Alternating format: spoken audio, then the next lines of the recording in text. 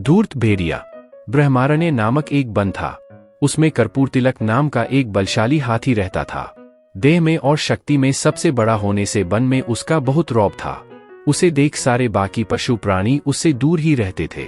जब भी कर्पूरतिलक भूखा होता तो अपनी सूंड से पेड़ की टहनी आराम से तोड़ता और पत्ते मजे में खा लेता। तालाब के पास जाकर पानी पीता और पानी में बैठा रहता। एक तरह से वह उस वन का राजा ही था। कहे बिना सब पर उसका रौब था।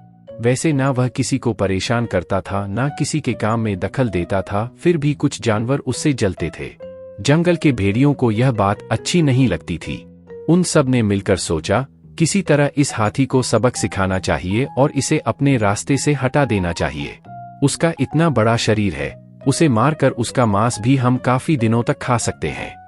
लेकिन इतने बड़े हाथी को मारना कोई बच्चों का खेल नहीं। किसमें है यह हिम्मत जो इस हाथी को मार सके? उनमें से एक भेड़िया अपनी गर्दन ऊंची करके कहने लगा, उससे लड़ाई करके तो मैं उसे नहीं मार सकता, लेकिन मेरी बुद्धिमत्ता से मैं उसे जरूर मारने में कामयाब हो सकता हूँ। जब यह बात बाकी भेड़ियों ने सुनी तो सब खुश हो गए और सबने उसे अपनी करामत दिखाने की इजाजत दे दी। चतुर भेड़िया हाथी कर्पूरतिलक के पास गया और उसे प्रणाम किया। प्रणाम, आपकी कृपा हम पर सदा बनाए रखिए। कर्पूरतिलक ने पूछा, कौन हो भाई तुम? कहाँ से आए हो? मैं तो तुम्हें नहीं जानता। मेरे पास किस काम से आए हो? महाराज, मैं एक भेड़िया हूँ। मुझे जंगल के सारे प्राणियों ने आपके पास भेजा है। जंगल का राजा ही सबकी देखभाल करता है, उसी से जंगल की शान होती है।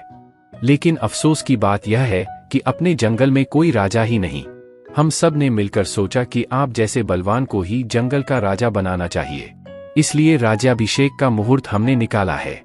यदि आपको कोई आपत्ति नहीं हो तो आप मेरे साथ चल सकते हैं और हमारे जंगल के राजा बन सकते हैं। ऐसी राजा बनने की बात सुनकर किसे खुशी नहीं होगी? कर्पूरतिलक भी खुश हो गया। अभी थोड़ी देर पहले तो मैं कुछ भी नहीं था और एकदम राजा बन जाऊंगा, यह सोचकर उसने तुरंत हामी भर दी। दोनों चल पड़े। भेड़िया कहने लगा, मुहूर्त का समय नजदीक आ रहा है, जरा जल्दी चलना होगा हमें। भेड़िया जोर जोर से भागने लगा और उसके पीछे कर्पूरतिलक भी जैसे बन पड़े। भागने की के आशीष में लगा रहा। बीच में एक तालाब आया। उस तालाब में ऊपर ऊपर तो पानी दिखता था, लेकिन नीचे काफी दलदल था।